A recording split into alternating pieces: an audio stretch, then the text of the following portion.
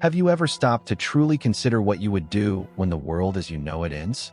Not in some dramatic movie scene, but in the slow, grinding, terrifying collapse of everything you've ever taken for granted? When the rules vanish, and the thin veneer of civilization peels away, leaving only the raw, primal struggle to survive. That's the question that haunts every survivor, and it's the heart of the story I'm about to share.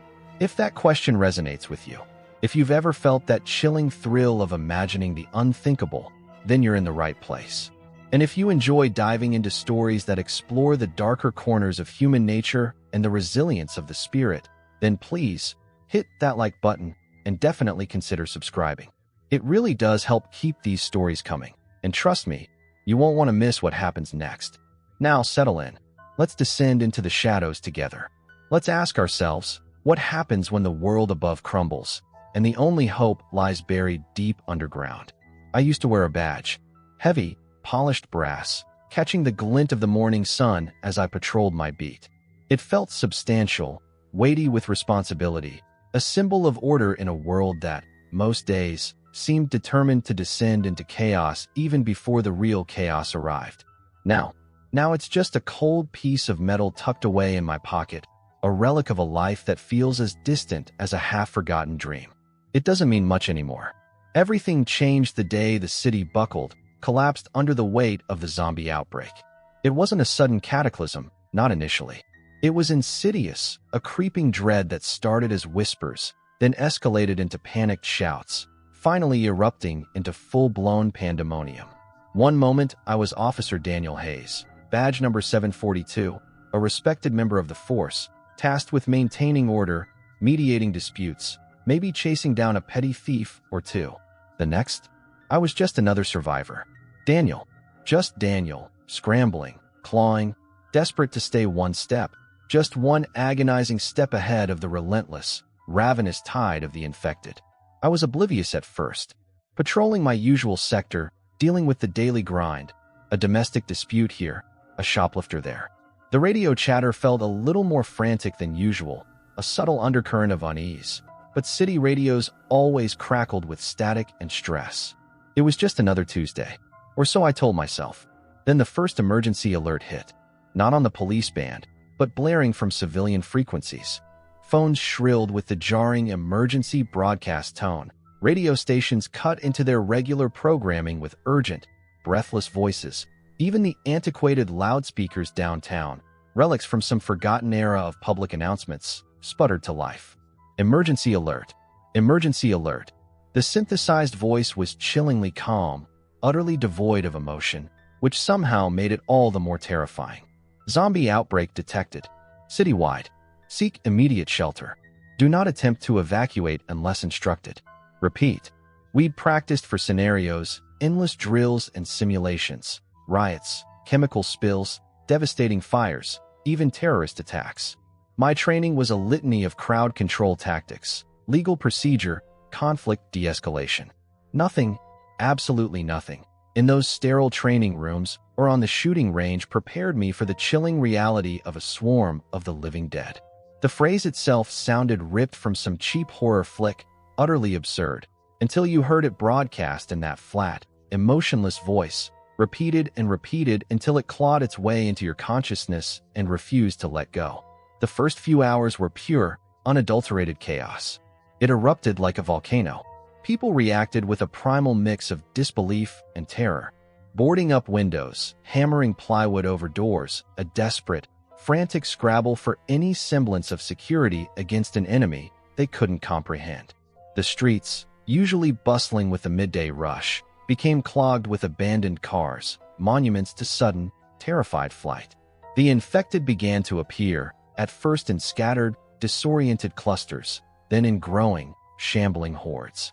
It was surreal, sickening, to watch my fellow officers, men and women I'd worked alongside for years, friends I'd shared late-night coffees and off-duty beers with, to see them, changed, twisted, contorted into the very creatures we were sworn to protect the city from. My unit fractured instantly in the maelstrom. We were scattered, atomized by the sheer speed and ferocity of the outbreak. Communication lines became a cacophony of crackling static, garbled half-sentences choked with panic, desperate pleas for help swallowed by the growing tide of screams and moans. Dispatch operators, bless their hearts, tried to maintain some semblance of coordination, their voices strained, almost cracking under the weight of the unfolding catastrophe. But each new wave of emergency alerts, each fresh, jarring alarm that blared across the city, only seemed to amplify the confusion, deepening the terror. You could see it etched on people's faces, a raw, visceral fear that transcended words. I moved almost on instinct, driven by a primal urge to survive, to find some kind of anchor in the swirling vortex of madness. I remember fighting my way through the panicked crowds, shoving past terrified civilians, my badge suddenly feeling like a target, not a shield. Somehow, amidst the escalating horror, I managed to find a handful of other survivors by the time the sickly orange glow of twilight began to bleed across the sky. A paramedic, Kayla, her uniform stained with blood that wasn't entirely her patient's, her eyes haunted but still sharp and focused, the kind of focus born of trauma. A security guard from the upscale downtown mall, Jonas, a mountain of a man usually radiating quiet confidence, now hunched, his gaze darting nervously, his usual calm replaced by a simmering tension. And then there were the kids, two teenagers, barely more than children, siblings, a brother and sister, their faces streaked with tears and grime, their small hands trembling, orphaned in the space of a single, terrifying afternoon. They'd lost their parents in the initial chaos, swallowed up by the panic, and now clung to each other with a desperate, silent grief that was almost unbearable to witness. We found them huddled in the shadow of a boarded-up convenience store, a pathetic little island of vulnerability in a sea of growing danger. We were all scanning the surroundings, every nerve ending screaming, flinching at every distant sound, every rustle of wind through the debris-strewn streets, every unsettling silence. The city looked like it had undergone a brutal, instantaneous lockdown. Steel shutters slammed down over storefronts, vehicles abandoned at bizarre angles, blocking intersections, creating impromptu barricades. Flickering streetlights cast long, distorted shadows that danced and writhed, occasionally illuminating a hunched figure lurking in the distance, its movements jerky, unnatural, profoundly disturbing. We all knew, instinctively, that we couldn't stay exposed like this for long. The night was descending, bringing with it a deeper layer of fear, a chilling promise of amplified dangers in the darkness. But we had nowhere safe to go. Every doorway, every alleyway seemed to whisper with potential threats. Then Kayla spoke, her voice low, almost a whisper herself, but cutting through the oppressive silence. She mentioned a rumor, something she'd overheard on her ambulance radio, a fragmented, almost unbelievable whisper amidst the escalating emergency calls. While trying to coordinate medical assistance, a futile task, in retrospect, given the sheer scale of the disaster, she'd picked up snippets of conversation, frantic voices talking about a hidden bunker beneath an old fire station on the outskirts of town. Station 12, decommissioned years ago, left to crumble and rust. But apparently, according to the frantic whispers on the radio, it still had a sturdy, reinforced basement, designed for civil emergencies. Decades ago, in a different world, a world that felt almost mythical now. Civil emergencies. We were far, far beyond civil emergencies. If the rumors were true, if the hushed, terrified speculation on the radio was anything more than wishful thinking, if the military, if they were considering a last resort measure to contain the rapidly spreading zombie virus, the phrase hung in the air, heavy with unspoken dread, then we needed to find shelter. Underground. Fast. The open air felt increasingly like a death sentence. By the next morning, the city was drowning in emergency alerts. Citywide emergency alert. Zombie outbreak. Evacuate the city immediately. The broadcasts were relentless, unstoppable, a digital deluge of panic and despair. Everything beeped, buzzed, glowed with warnings, cell phones flashing red, billboards flickering with stark evacuation notices, radio frequencies saturated with dire pronouncements. The city was officially labeled a quarantine zone.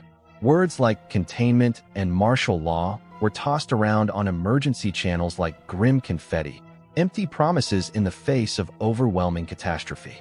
My mind swam. A chaotic vortex of fragmented memories of the duties I once held, the oath I had sworn as a police officer. To protect and serve. It felt like a cruel joke now, utterly impossible to live up to under these conditions. Yet, some ingrained sense of responsibility, some stubborn flicker of my former self, compelled me to try. To keep the small group I'd gathered calm. To maintain some semblance of order in our own little microcosm of chaos. We set out in a battered police cruiser, miraculously still possessing a decent amount of fuel. Driving with the headlights off, a necessary precaution to avoid drawing unwanted attention, human or otherwise. The roads were a nightmarish obstacle course, littered with abandoned vehicles, twisted metal, shattered glass. Navigation was a brutal, stop-start affair. Every so often, a shuffling figure would stagger into our path, its head cocked at a grotesque, disquieting angle, eyes glazed over with that vacant, horrifying stare. We did our best to swerve around them, to avoid contact, to stay as quiet as possible. Even the slightest noise, the engine's low rumble, the squeak of the brakes, seemed to attract them, like moths to a flickering, deadly flame. It took hours to reach the old fire station. What little remained of Station 12 was a pathetic, crumbling shell of its former self. Red paint peeling in strips, revealing rusted metal underneath. Windows shattered, gaping holes in the facade. The front doors boarded shut, haphazardly nailed planks offering a flimsy barrier. The faded sign above, barely visible beneath a tangle of overgrown vines, was almost entirely illegible. Inside, the air hung heavy, thick with the cloying smell of stale smoke, years of accumulated dust, and something else, something vaguely organic, faintly unsettling. Footprints marred the dusty floor, drag marks scraped across the concrete. It was chillingly clear that we weren't the first to seek refuge here. Hope, fragile as it was, flickered and dimmed. Jonas and I, the two strongest, the most equipped, I suppose, to handle whatever lay ahead, started searching for the rumored bunker entrance. Kayla and the teenagers kept watch near the main hall, their eyes darting nervously, their bodies tense, ready to react to any threat. We moved slowly, cautiously, guided by the weak, wavering beam of a cheap flashlight. Every door we opened was a gamble, a lottery ticket in a deadly game. Behind it could be safety, a brief respite, a moment of fragile hope. Or it could be a group of desperate, potentially hostile survivors, equally terrified, equally willing to do anything to protect what little they had. Or worse, a cluster of infected, lurking in the shadows, waiting for the slightest sound, the smallest lapse in vigilance, to erupt in a wave of mindless, ravenous hunger. Down a dark, echoing hallway, past cramped, dusty offices filled with broken chairs, overturned desks, and rusting filing cabinets, I spotted it. A hatch, tucked away in a shadowed corner, almost entirely hidden beneath a loose, rotten floorboard, marked only by a tarnished, corroded metal handle, barely discernible in the dim light. My heart leaped, a painful surge of adrenaline mixed with a desperate, almost irrational hope. We pried it open carefully, cautiously, the rusted metal protesting with a grating screech that seemed deafening in the oppressive silence of the station. Beneath the hatch, a steep set of concrete stairs descended into absolute, impenetrable darkness. A black abyss swallowing the flashlight beam hole. I found it, I shouted, my voice echoing strangely in the cavernous, empty corridors of the station. The word bounced off the walls, a hollow sound, devoid of genuine optimism, more like a desperate plea than an announcement of good news. Kayla hurried over, the teenagers trailing nervously in tow, their young faces etched with a mixture of fear and a fragile, flickering hope. Everyone hesitated at the top of the hatch, peering down into the blackness below. The stale air rising from the opening carried the musty scent of damp stone, and the faint, unsettling clang of metal echoed from some unseen, inaccessible corner of the subterranean depths. Jonas flicked his own, more powerful flashlight down the passage, the beam cutting through the darkness, revealing a narrow tunnel, blank concrete walls stretching into the unknown. We looked at each other, a silent, unspoken conversation passing between us. We had no choice. Not really. Outside, the faint, chilling moans and shuffling footsteps of the infected were a constant, ever-present threat. The emergency alert warnings echoed in my mind. A relentless, suffocating loop. Zombie outbreak. Evacuate the city immediately. This bunker. This dark, unknown hole in the ground. It was our best chance. Maybe our only chance. And we all knew it. At the base of the stairs, we found a rusted metal door, its chipped paint peeling away like sunburnt skin. A faded, almost illegible sign was bolted to the door. Restricted. Authorized personnel only. My heart pounded in my chest, a frantic drumbeat against my ribs. Jonas and I strained, grunting with effort, as we pried the heavy door open. The old hinges squealed in protest, a high-pitched, agonizing shriek that felt like it could draw every infected creature within a mile radius. But it finally gave way, grudgingly, swinging inward with a heavy thud that reverberated through the concrete walls. Inside, we discovered a narrow corridor, dimly lit by a single, flickering light bulb overhead, powered, miraculously, by some hidden, long-forgotten backup generator. Cots lined one wall, neatly arranged but covered in a thick layer of dust. Storage shelves, equally dusty, lined the opposite wall, stacked with forgotten supplies. Emergency supplies. From a different time. A time when people planned for disasters that didn't include hordes of reanimated corpses. Cracks spider-webbed across the concrete walls. Visible scars showing the bunker's age, its vulnerability, but it still felt solid. Solid enough to withstand whatever horrifying chaos was unfolding above ground. Shelves were crammed with dusty cans of food, labels faded and peeling, contents unknown, bottled water, murky and slightly cloudy, and basic medical gear, bandages yellowed with age, antiseptic wipes dried out and useless. All told, it was a grim sight. Spartan, desolate, almost hopeless. But it was also welcome. A sanctuary. A refuge from the nightmare world above. We blocked the door behind us, shoving heavy crates and rusted filing cabinets against it, setting up a makeshift barricade, hoping to keep ourselves safe. From zombies. Or anything else that might be trying to get in. The thought sent a fresh shiver of unease down my spine. What else could be trying to get in? The bunker itself was a claustrophobic maze of narrow corridors and small, cramped rooms. Offshoot bunk spaces, barely large enough to turn around in. A rickety, foul-smelling restroom that hadn't been cleaned in decades. And a storage area crammed with old civil defense gear, gas masks with cracked lenses, radiation suits yellowed and brittle, outdated Geiger counters. Most of it looked useless, relics of a bygone era. But in our current reality, anything felt like a potential resource, a possible advantage. It was better than being outside. Anything was better than being outside. We took inventory of the meager supplies, rationed out the food, barely enough to last a week, maybe two if we stretched it thin, water even more critically limited, and tried to settle in. To establish some kind of routine, some semblance of order in this subterranean tomb. For the first time since the outbreak began, I felt a tiny, fragile shred of cautious optimism. A whisper of hope in the overwhelming darkness. That night, the group huddled together in one of the smaller bunk rooms, the flickering lantern casting long, dancing shadows on the concrete walls. We ate what little we had, stale crackers and lukewarm water, the meager rations tasting like manna from heaven. The kids, Maria and Carlos, the teenage siblings, were curled up together in a corner, their eyes wide and dark, exhaustion finally starting to claim them, though sleep seemed a fragile, precarious thing in this place. Kayla was methodically flipping through her medical bag, a battered leather satchel, counting bandages, gauze pads, and a handful of dwindling antibiotics, her brow furrowed in concentration, her lips pressed into a thin, worried line. Jonas sat across from me, fiddling with the broken radio, turning the dial slowly, painstakingly, searching for any sign of life, any signal from the outside world. Static was all we heard, a constant, hissing white noise that mocked our desperate hope for connection. Eventually, Jonas's voice, usually a deep, reassuring rumble, broke the silence.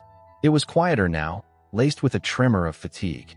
"Think we'll get out of here?" he asked, his gaze fixed on the flickering lantern flame, as if seeking answers in its wavering light.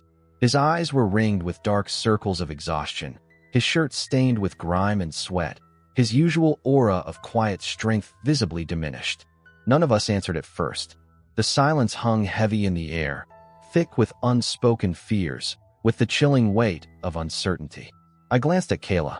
She shook her head slowly, almost imperceptibly, her eyes meeting mine for a brief, agonizing moment, a silent acknowledgement of the grim reality.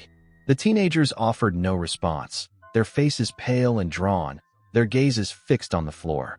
No one wanted to voice the fear that we all shared, the terrifying possibility that this bunker, this supposed refuge, might become our tomb, that maybe we were sealed in here for good. Before we could dwell further on those bleak thoughts, before the suffocating weight of despair could crush us completely, we heard it. A faint tapping. On the metal door we had barricaded. A chill, colder than the damp bunker air, spread through me instantly, prickling the skin on my arms, raising the hairs on the back of my neck. We clicked off the lantern, plunging the small room into near darkness, broken only by the faintest sliver of light filtering through the cracks in the barricade. And we listened, intently. The tapping continued. Irregular, soft, almost tentative, but undeniably there. For a long, breathless moment, we stayed utterly silent, hearts pounding in our chests, each beat echoing in the oppressive quiet. Then, just as suddenly as it started, the tapping stopped, replaced by a distant, unsettling scraping sound, something dragging against metal. Then silence, a profound, unnerving silence that felt even more terrifying than the sounds that preceded it. Hours stretched into days in the bunker, each moment weighed down by the suffocating knowledge of the zombie outbreak raging above ground.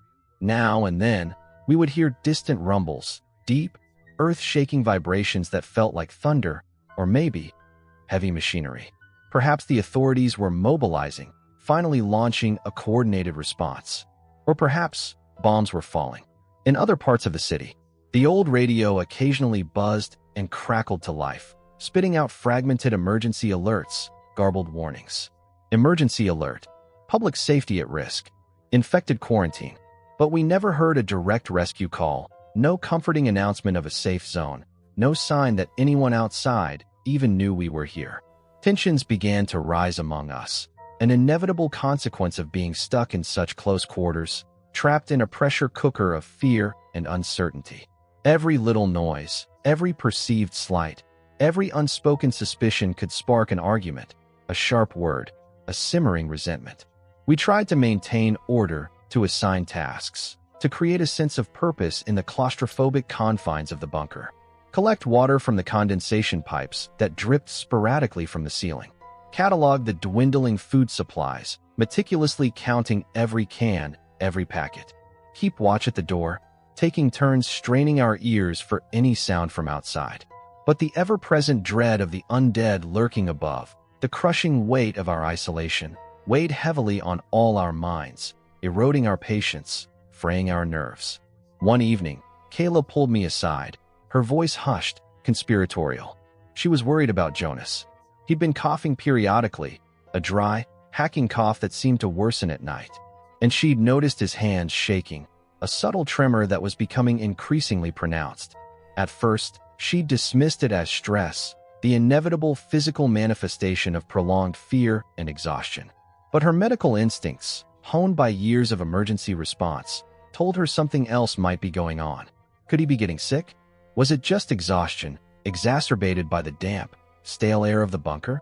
Or could it be a sign of infection? I recalled the hurried, incomplete training sessions we'd had at the station, the ones that briefly touched on advanced disease protocols. They never once mentioned zombies, of course. That was the realm of fiction, of cheap B-movies. But they did emphasize that once someone was infected with certain highly contagious, virulent pathogens, it was often almost impossible to save them. There were so many unknowns about this particular zombie virus, so many unanswered questions.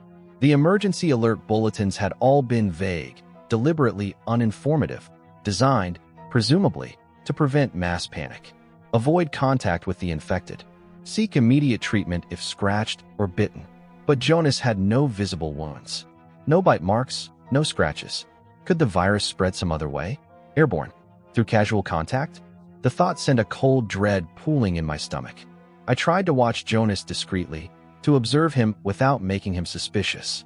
He continued to help with the daily tasks, rummaging for supplies, blocking cracks in the bunker walls where rats or insects might crawl in, trying to maintain some semblance of normalcy. The more I observed him, the more I doubted Kayla's concerns. He seemed worn down, certainly, pale, fatigued, but still functional. Still, Jonas. My anxiety eased a little.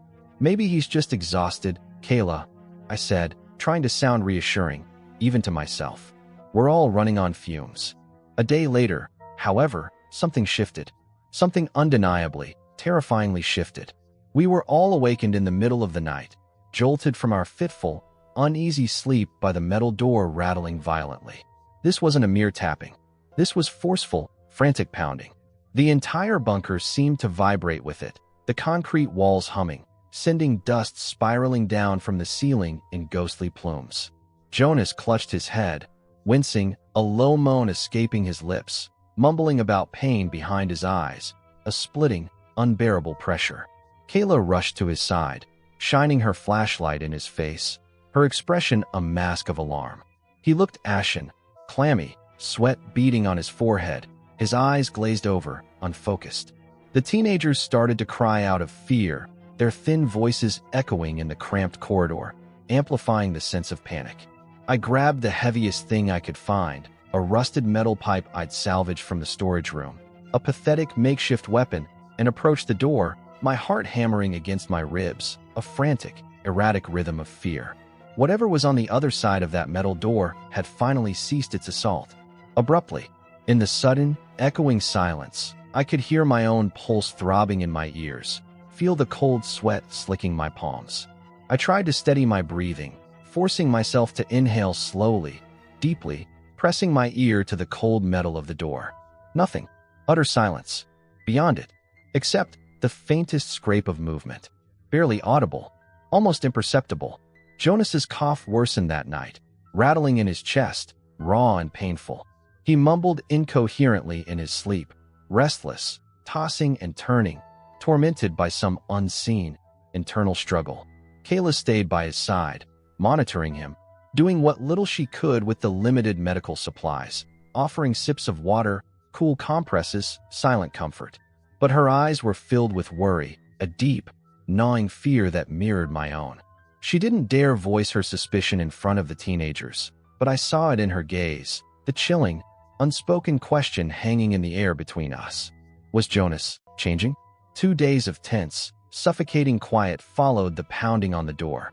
The assault didn't return, but every night, as darkness descended, bringing with it a heightened sense of dread, we heard sporadic scratching sounds, low, guttural moans that seemed to emanate from the very walls of the bunker, and the occasional shuffling sound, just beyond the barricaded door, that made our skin crawl, that whispered promises of horror in the oppressive darkness. We took turns sleeping, one person always staying awake, on watch, straining our ears for any sign of renewed threat. Sometimes, in the perpetual gloom of the bunker, in the almost suffocating silence broken only by the drip of water from condensation pipes and the occasional groan of shifting concrete, I could almost convince myself that the zombie outbreak above ground was just a nightmare. A collective hallucination born of fear and exhaustion. But all it took was a single, sharp scraping noise against the metal door to yank me back to grim reality, to remind me of the horror waiting just beyond our flimsy barricade. Jonas's condition seemed to improve slightly after Kayla adjusted his sleeping arrangements, moving his cot to a slightly less damp corner of the bunker and coaxed him to drink more fluids, forcing down lukewarm water sip by painful sip. We dared to hope, against all logic, against the growing weight of evidence, that maybe he just had a fever, a bad flu, something mundane, something unrelated to the infected. But a subtle tension lingered among us, a palpable undercurrent of fear and suspicion that poisoned the already strained atmosphere of the bunker. The teenagers kept their distance from Jonas, their eyes darting nervously in his direction whenever he coughed, a wet, rattling sound that echoed through the small space, or took a labored breath, each intake of air sounding like a painful struggle. Whispering to each other in hushed tones, their youthful faces etched with a fear that mirrored the adult terror surrounding them. We were caught in a soul-crushing loop.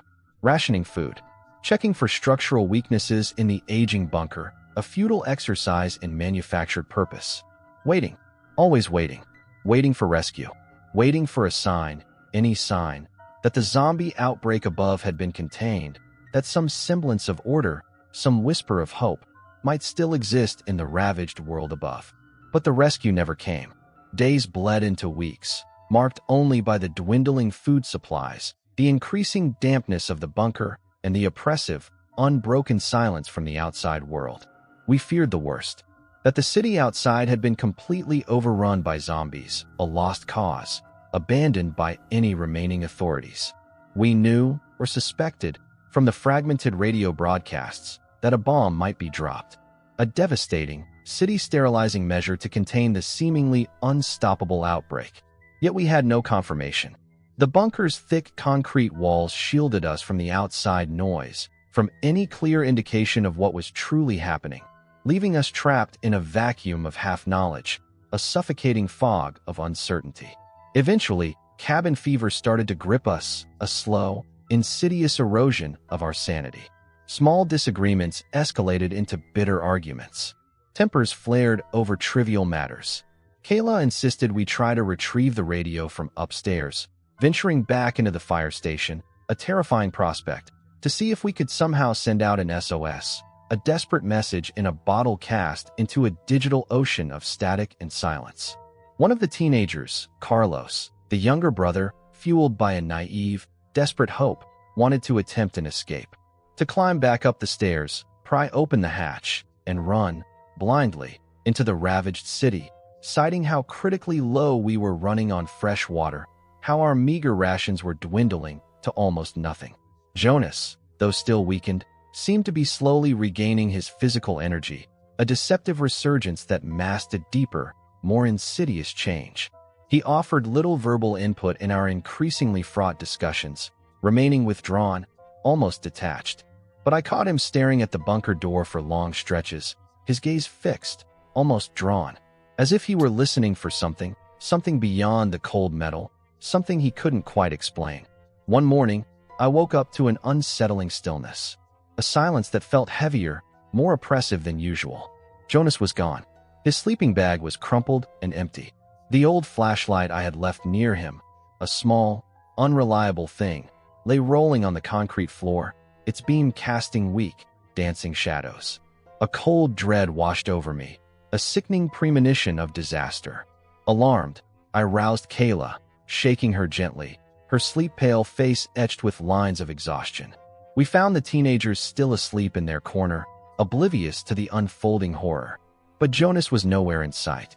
Our makeshift barricade at the door, it had been nudged aside, not violently, not forcefully, but subtly, as if someone had carefully, deliberately, moved it just enough to slip through the narrow opening. Did he go outside? The chilling question hung in the air, unspoken but heavy with dread. I felt a sharp pang of fear, a cold, visceral certainty as I recalled Kayla's earlier concerns, her whispered suspicions about him possibly being infected, drawn by some uncanny, primal urge to walk among the undead. Or was he searching for something else? Answers? Rescue? A possible cure, driven by a desperate, delusional hope? Whatever his reasons, whatever his motivations, he was gone. And in this city, in this ravaged, infected world, gone almost certainly meant lost. Without wasting time, Kayla and I grabbed our meager weapons. The rusted metal pipe for me, a small fire axe for her, salvaged from the station's wreckage, its head chipped and dulled with age. And we made a grim, unspoken decision. We had to search the fire station above. We couldn't leave Jonas out there, alone, possibly injured, possibly changed. Not without at least trying. We told the teenagers to stay put, to lock the hatch door behind us, and to open it only when they heard our distinct knock pattern, 3 sharp raps, a pause, then 2 more. A flimsy safeguard, perhaps, but the only one we could offer them in our desperate, dwindling world. Upstairs, the fire station was exactly as we had left it, dimly lit by narrow beams of early morning light, pale and weak, filtering through the boarded-up windows. Broken furniture scattered haphazardly across the dusty floors. the air thick with the cloying smell of rot and dampness, a faint, unsettling undertone of decay. We tread carefully, silently, every nerve on high alert, mindful that any sudden noise, any accidental stumble, might attract unwanted attention. Zombies, or something else lurking in the shadows. Our footsteps echoed eerily down the deserted corridors, amplified by the oppressive silence. We whispered Jonas's name, our voices barely audible, swallowed by the heavy stillness. But all we heard in response was our own breathing, ragged and uneven, and the frantic thumping of our hearts against our ribs. We passed the old garage where the fire engine used to be kept, its massive doors rusted shut, the interior now filled with dusty, coiled hoses and a battered ambulance, its tires flat, its windows cracked, looking like it hadn't moved in years. No sign of Jonas. No trace of him. Finally, we approached the station's main entrance, the boarded-up doors looming ahead. The planks we had used to seal the doors, hastily nailed into place, were partly broken, splintered, as though someone had pushed, or pried, them open from the inside. Kayla's grip on the fire axe tightened, her knuckles white as we drew closer. We noticed footprints on the dusty floor, faint but discernible. They led out, onto the street. I peeked through a narrow gap in the boards, my heart hammering against my ribs. The morning light, weak and diffused, revealed an empty road, choked with abandoned cars, silent monuments to a city's sudden, terrifying demise. A few indistinct silhouettes shambled in the distance, barely visible through the haze of dust and debris. Zombies, aimlessly roaming, their movements jerky, unnatural, utterly devoid of purpose. The footprints on the dusty floor ended just outside the broken doors. There was no sign of Jonas, no clue where he might have gone, no indication of what he might have been searching for. Kayla's face paled, her eyes wide with a dawning horror. We both knew, with a sickening certainty, the terrible danger of being exposed for too long in this ravaged, infected world. Cautiously, reluctantly, we retreated back into the fire station, dread gnawing at us, a cold, insidious fear creeping into our bones. Could Jonas have been infected after all, drawn by some uncanny, irresistible urge to walk among the undead? Or was he searching for something else entirely? Answers? A desperate hope for rescue? A delusional belief in a possible cure?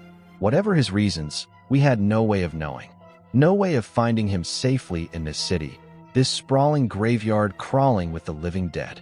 The best we could do, the only thing we could do, was retreat, to abandon our search, to return to the relative safety of the bunker, and to face the chilling, unspoken truth. Jonas was gone, and whatever hope we might have still clung to, however fragile, had vanished with him. As the days wore on, Jonas did not return. The bunker grew colder, not just in temperature, the failing generator's warmth becoming increasingly anemic, but also in atmosphere. Hope, that fragile seedling we'd nurtured in the initial hours of refuge, withered and died in the damp, oppressive air. Our conversations dwindled to terse exchanges about dwindling rations and the increasingly concerning noises from outside.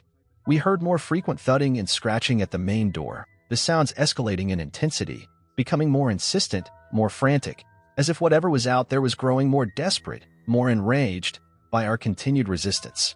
It felt less like random attacks now, and more like a siege, as if something or someone was determined, with a chilling, focused purpose, to get inside. Kayla tried to keep morale up, her voice strained but resolute, reminding us, again and again, that old bunkers like this often had thick walls, designed to withstand unimaginable forces, built for emergency situations, for bomb shelters, for the unthinkable. But even her forced optimism sounded hollow now, echoing emptily in the concrete corridors. None of us could truly ignore the grim reality pressing in on us from all sides. We were trapped. The teenagers, Maria and Carlos, retreated further into themselves, their youthful energy extinguished, replaced by a quiet, almost eerie resignation. They spent their hours playing cards with a worn deck they had found in the storage room, a faded, dog-eared deck of jokers and kings and queens, their small hands shuffling and dealing with a mechanical, listless precision. Their voices, when they spoke, sometimes echoed with forced cheer, brittle, unconvincing attempts to maintain a semblance of normality, a pitiful charade in the face of our growing despair. Meanwhile, Kayla and I busied ourselves with the grim task of taking stock of supplies, a meticulous inventory that offered no comfort. It wasn't long before we realized we were running critically low. Critically low on food, on water, on hope itself. If the bomb was going to drop, if it hadn't already obliterated the city above, we needed to seriously consider whether we could even outlast whatever was happening above. Whether this bunker, our supposed sanctuary, had become our gilded cage, our inescapable tomb. It was during one of these silent, somber inventory checks, huddled together in the flickering lamplight, whispering numbers and grim projections, that we heard it. The faint groan of metal. From the far corner of the bunker.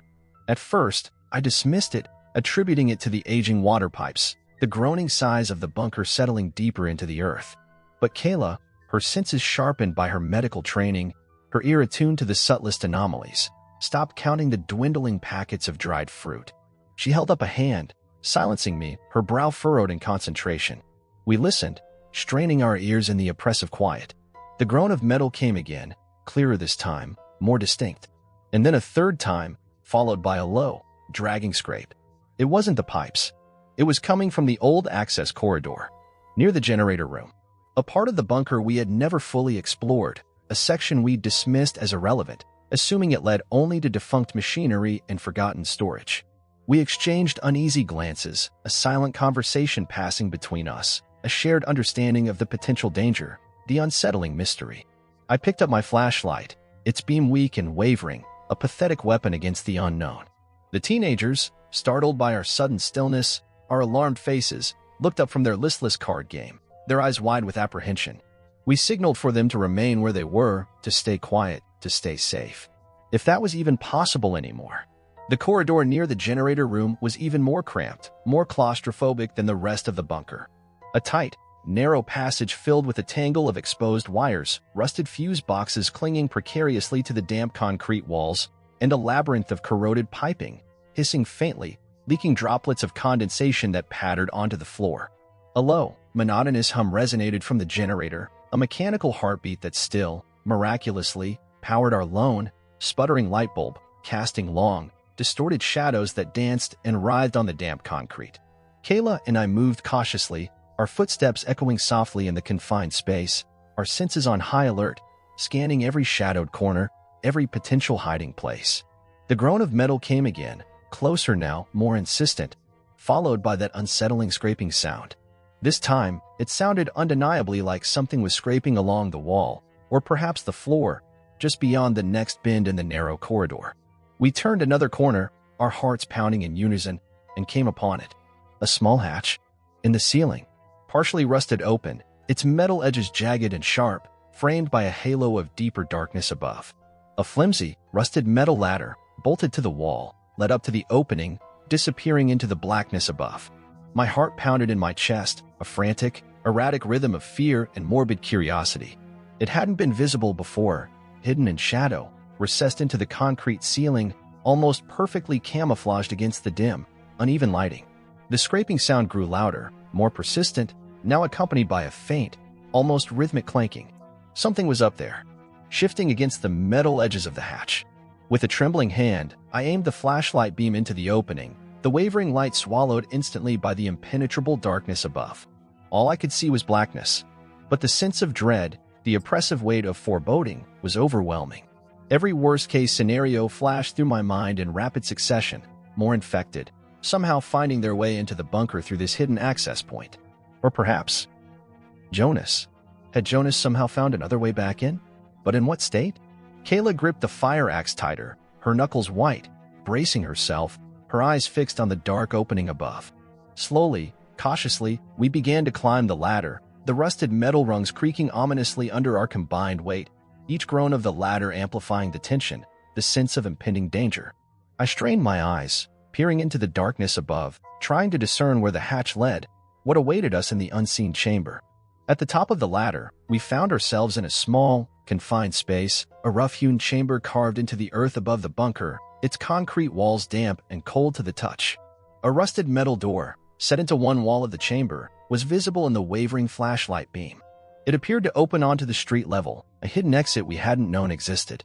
A gust of stale, fetid air blew in through a gap in the door, carrying a faint, unpleasant odor, a sickly sweet smell of decay that made my stomach churn. Even more unsettling was the chilling realization that the door was slightly ajar. Someone, or something, had forced it open. From the outside, Kayla motioned for me to hold the flashlight steady, aiming the beam towards the partially open door. While she, axe raised defensively, inched the door open wider, millimeter by agonizing millimeter. We peered out into a narrow alleyway, choked with fallen debris, crumbling brick, and twisted metal. This part of the old fire station had apparently collapsed over time, decades ago, perhaps during some long-forgotten earthquake or structural failure, leaving behind this hidden, almost inaccessible entrance. An entrance that was almost impossible to see from the outside, concealed by rubble and overgrown vegetation. We might have used it for an escape route, a secret exit from the bunker, a desperate gamble for freedom, if the city wasn't still infested with zombies. As we prepared to climb back down, momentarily satisfied, or at least telling ourselves that nothing was immediately lurking just outside the alleyway entrance, a sudden, sharp clang echoed in the small chamber, reverberating off the concrete walls, making us jump. Kayla slipped on the uneven floor, her foot catching on a loose piece of concrete, and I lunged to catch her, grabbing her arm just before she lost her balance completely. That's when we heard it. A low, guttural wheeze. Rattling, wet, labored, a sound that reverberated off the damp concrete walls, a sound that was painfully, sickeningly familiar. We froze, instantly paralyzed by a primal fear that gripped us like ice. Hearts hammering against our ribs, breaths held captive in our lungs. A shape loomed in the darkness of the chamber, just beyond the reach of the flashlight beam. Hunched, vaguely human in outline. The weak beam of the flashlight wavered, trembled in my shaking hand, catching on something in the darkness. Tattered clothing, hanging in shreds from a skeletal frame. And then a pair of eyes, reflecting the weak light with a dull, unnatural sheen. It stumbled forward, emerging slowly from the shadows of the chamber, its movements jerky, disjointed, profoundly disturbing. And in that agonizing moment, as the hunched figure lurched into the flickering light, I saw it, pinned to its tattered, blood-stained uniform sleeve. A badge, a glint of tarnished metal. A badge like mine. My breath hitched in my throat, a strangled gasp of horror. My throat went dry, my mouth suddenly filled with the metallic tang of fear. The figure reached out with an unsteady arm, long, skeletal fingers grasping at the air, revealing an emaciated face, gaunt cheeks, cracked lips stretched back in a grotesque parody of a smile. It was Jonas. His expression twisted, contorted, a horrifying amalgamation of recognition and something else. Something primal. Ravenous. Kayla gasped, a sharp intake of breath, nearly dropping the fire axe, her eyes wide with terror and heartbreaking realization. Jonas's breath rattled in his chest, a wet, gurgling sound, and he tried to speak, to form words, but only a rasp came out, a choked, inhuman sound. I noticed dried blood caked on his uniform sleeve, dark, congealed, and the horrifying truth crashed down upon me with the force of a physical blow. Jonas was infected. Had been infected for days, perhaps. His slight recovery, the deceptive resurgence of energy, it had all been a cruel illusion, a temporary reprieve before the inevitable, terrifying transformation. For a moment, none of us moved. Frozen in place, locked in a tableau of horror. Jonas seemed conflicted, as if some part of him, some fading ember of his former self, was still fighting, desperately, against the encroaching darkness, struggling to remain human, to cling to the vestiges of his former life. The emergency alerts. They had warned us about this.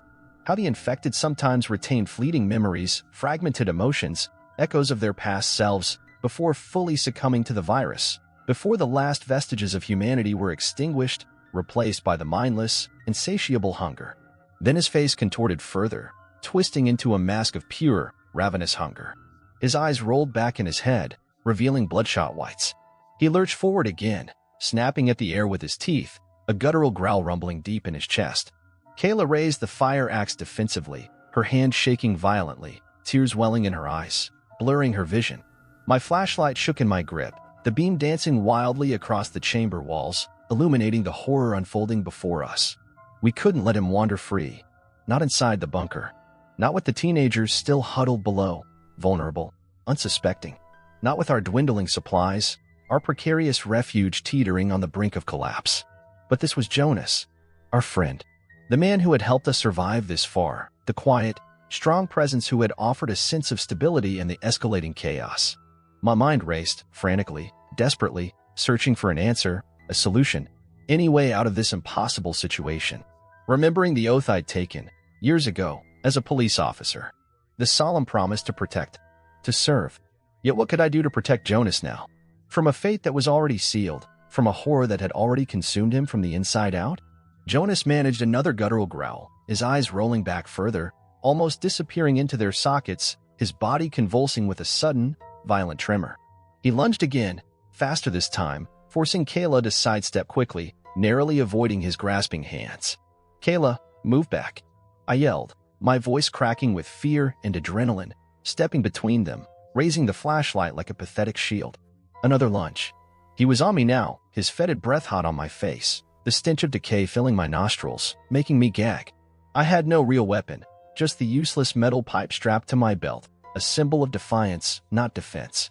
In that split second, as Jonas's infected eyes glazed over, bloodshot, locked with mine, a flicker, a fleeting, almost imperceptible flicker of recognition passed across his contorted face.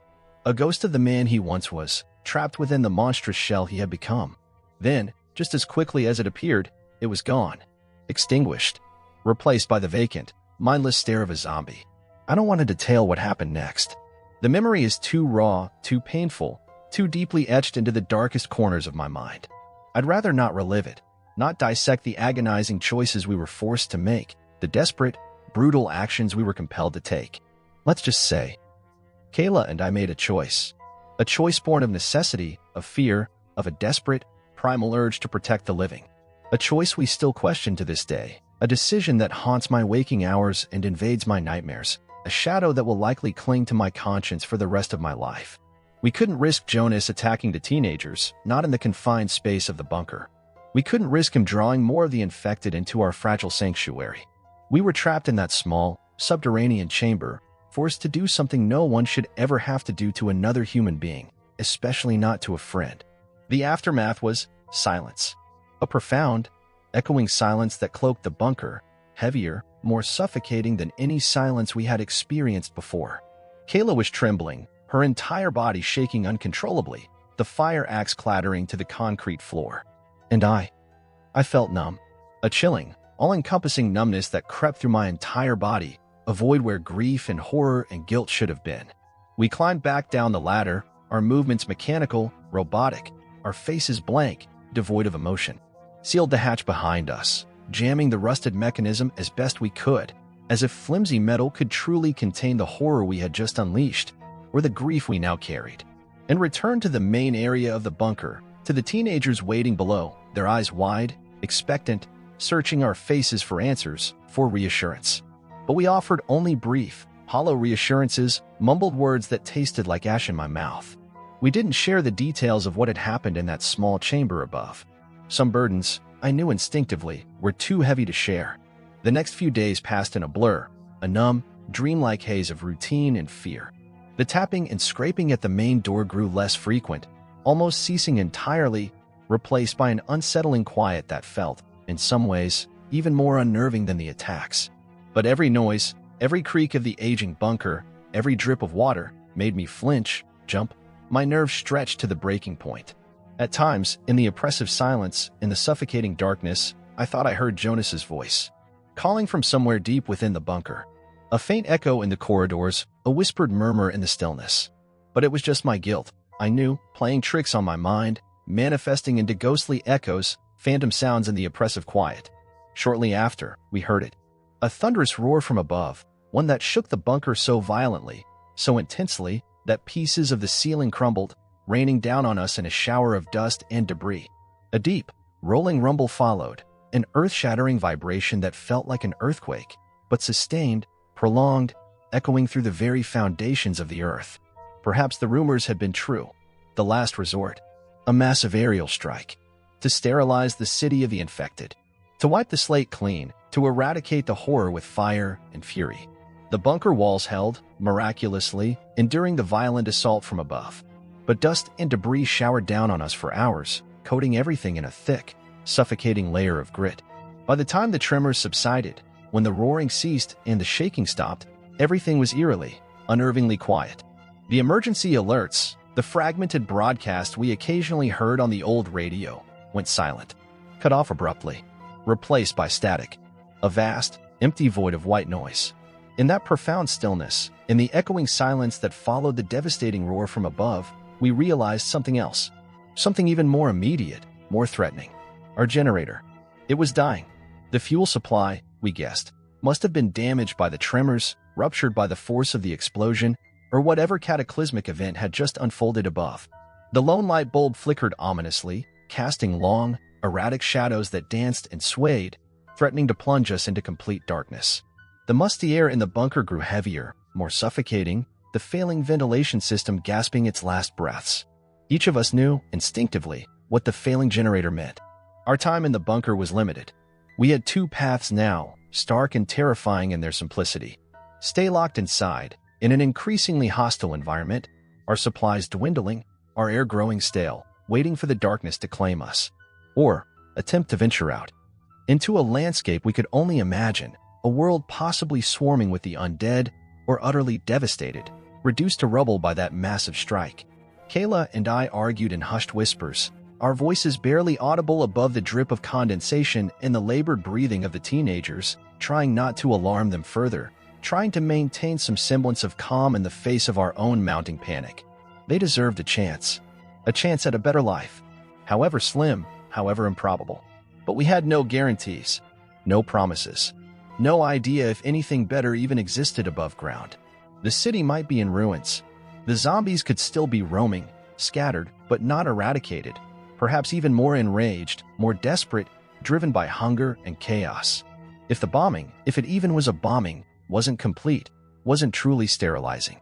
We had no intel, no working radio, no resources to contact anyone, to assess the situation, to make an informed decision. Yet staying in the bunker, staying in this increasingly oppressive darkness, felt like a slow descent into madness, a passive acceptance of our inevitable doom. The night before we intended to make a final decision, to choose between two paths, both terrifying in their uncertainty, I heard it again. A faint clank, echoing along the bunker corridor. A sound eerily reminiscent of the time Jonas had slipped away, vanished into the shadows. My flickering flashlight beam cut through the darkness, illuminating only empty halls, damp concrete walls, and the oppressive silence of the bunker. But my nerves were on edge, my senses screaming with unease. I felt compelled to check every corner, every shadow, to ensure no one else had disappeared or snuck in. Kayla followed me, the fire axe held loosely in her hand, her movements sluggish, her face pale with exhaustion, her eyes shadowed with fatigue. We made our rounds, methodically, silently, verifying each bunk room, each storage area, each empty office, each shadowy recess of the bunker.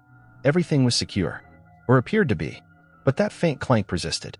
A soft, rhythmic tapping sound, like something gently striking metal, drawing us deeper into the bunker, towards the back corridors, towards the old hatch in the ceiling. When we arrived back at the hatch, the point of origin for that haunting sound from days ago, we found it sealed, just as we'd left it. The tapping sound was gone, vanished as suddenly as it had begun.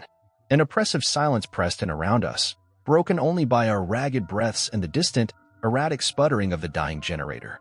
That was when Kayla and I realized. The door to the storage room. The small, cramped storage room near the generator, filled with outdated civil defense gear. It was ajar, slightly open, just a sliver of darkness visible between the door and the frame. Inside, in the wavering flicker of the failing light bulb, we saw them. Footprints. In the dust that coated the concrete floor. Footprints that weren't ours. Smaller footprints. Too small to be Kayla's, too delicate to be mine. My stomach lurched, a cold wave of nausea washing over me. I recalled the way Jonas had slipped out of the bunker, vanishing as silently, as inexplicably as a ghost. Who else was in here with us? Trapped in the darkness below? Or was it one of the teenagers? Sneaking around in the dead of night, driven by fear, by curiosity, by some desperate, unspoken need? We stepped inside the storage room carefully, cautiously, our senses on high alert. Shelves lined the walls, crammed with ancient, useless supplies. In the corner, tucked away in shadow, was a ragged cot, stained and dusty, clearly once used by someone else who had sought refuge here, long before us, in this forgotten corner of the bunker. The footprints in the dust circled the cot, small, almost childlike prints, and then ended abruptly. At the wall, Kayla lifted the lantern higher, its flickering light casting long, distorted shadows that danced across the concrete. And we saw it. fresh scratches. On the wall, arranged in a crude, almost deliberate pattern, scratching marks that hadn't been there before. Next to them, resting on the dusty floor, lay a single item, gleaming faintly in the lamplight. A badge. Jonas's badge. The same one I had seen pinned to his tattered uniform in that horrifying chamber above. A chill, colder than the bunker air, passed through me, a profound, unsettling dread that settled deep in my bones. I picked up the badge, my fingers trembling, turning it over in my hand. My name was on it, engraved in small, neat letters on the back. Daniel Hayes. Not Jonas's name, not anyone else's. It was my old police badge, battered and scuffed, worn smooth from years of use. I had lost it. Lost it when the outbreak started, in the initial chaos, the panicked flight, the city's brutal collapse. Or so I thought. How had it ended up here? In the darkest, most forgotten recess of the bunker? Kayla and I exchanged horrified looks, our eyes wide with a dawning terror that transcended the fear of the undead, the dread of starvation, the claustrophobia of our subterranean prison. Neither of us had an answer. The horrifying realization dawned on us, chilling us to the core. Perhaps Jonas's infection, his transformation, his tragic end, it was only one piece of this nightmare. Could there be others down here with us?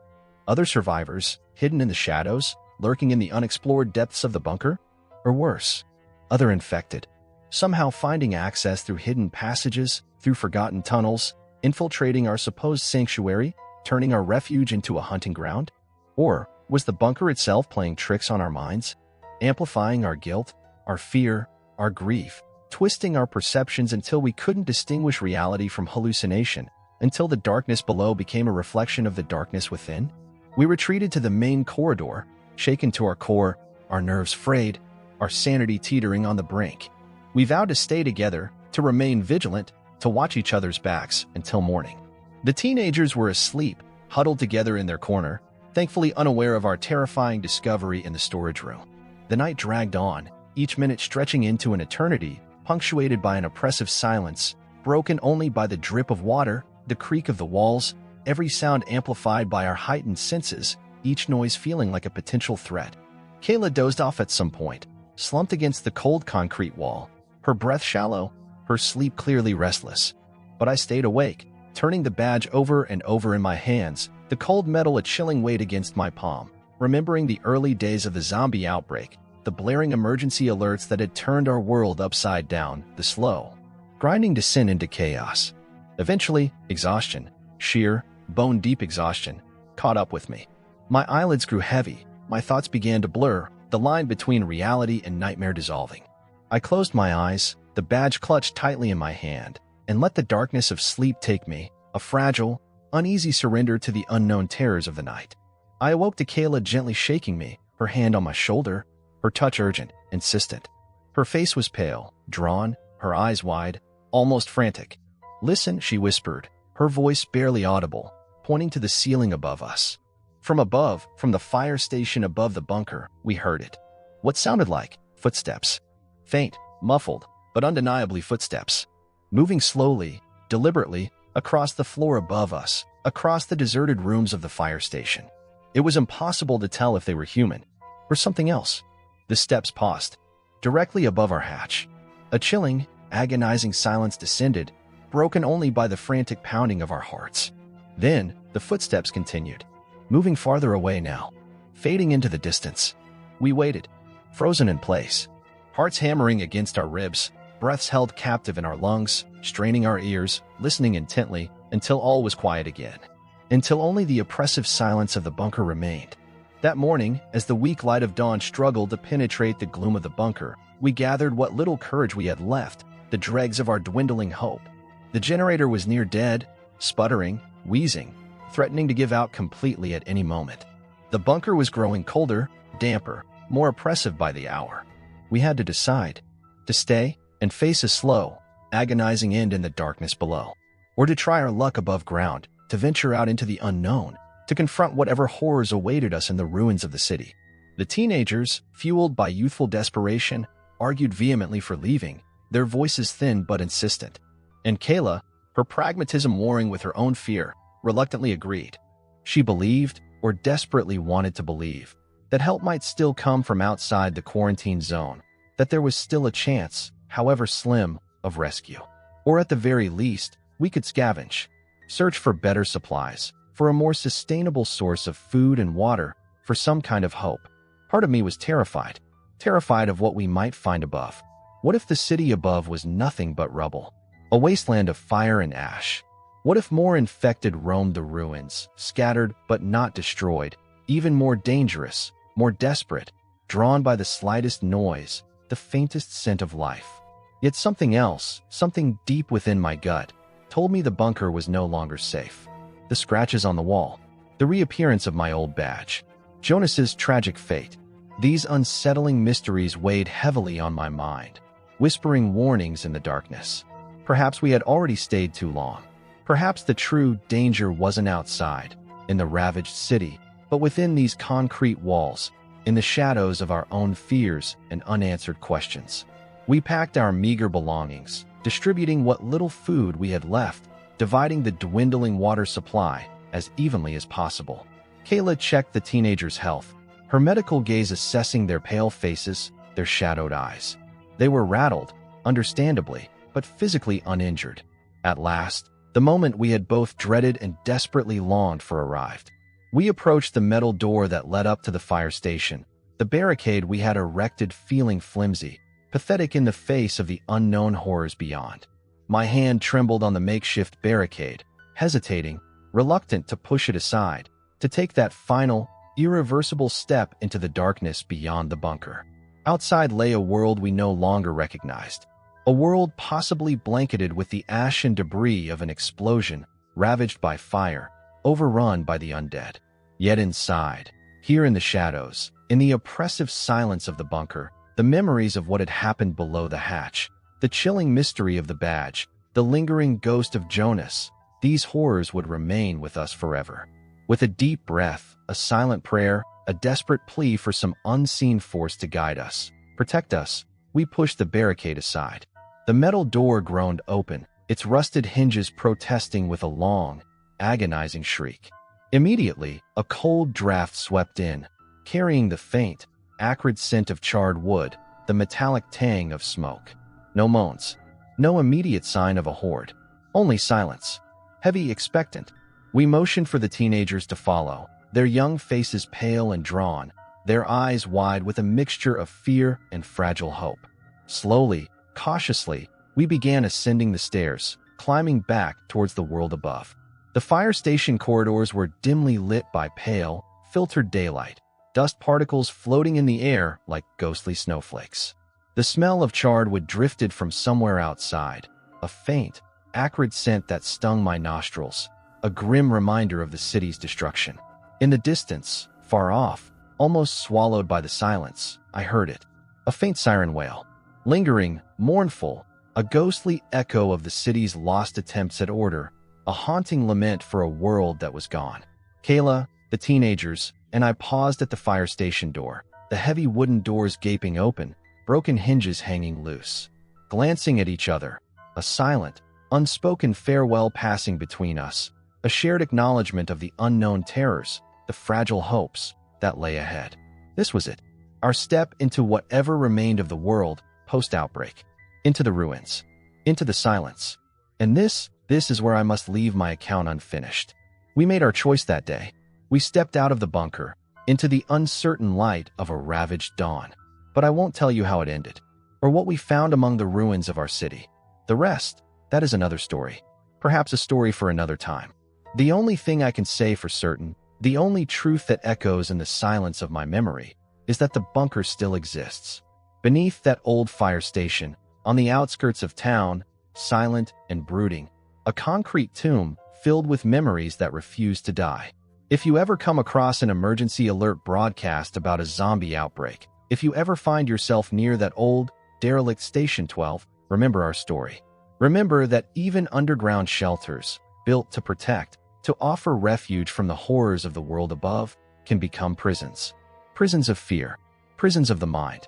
If you lose your sense of humanity, if you succumb to the darkness within, no concrete walls, no barricaded doors can truly save you. I don't know if Jonas truly succumbed to the virus, or if something else roams those dark corridors beneath the fire station, mimicking his form, echoing his voice, playing on our deepest fears. I don't know if the bomb neutralized the infected or merely scattered them, driving them into the shadows, pushing them underground, forcing them to adapt, to evolve in the darkness. All I know is that sometimes the darkness below can be more haunting, more terrifying than anything you might face outside. Because down there, beneath the hatch, I left a piece of myself behind, along with unanswered questions and memories that still echo in the corridors of my mind. Thank you for listening. I hope this story sent shivers down your spine, made you think, made you question what truly lies beneath the surface of our fears. This is just the beginning of Daniel and Kayla's journey, and the mysteries of Bunker 12 are far from resolved. What did they find outside? Were they truly alone in the bunker, or was something else lurking in the shadows? And what about that badge? What does it all mean? If you want to know what happens next, if you're itching to uncover the secrets of the bunker and follow Daniel and Kayla into the ruins of the city, then don't forget to like this video and subscribe to the channel. Your support truly keeps these stories alive, and the more engagement we get, the more likely we are to delve back into this terrifying world and bring you part 2. Let me know in the comments below, what did you think of the story? What are your theories about the bunker? What do you think they will find outside? Your comments and theories might even influence where the story goes next. Until next time, stay vigilant. And remember, curiosity can be quite the companion, and sometimes a curse.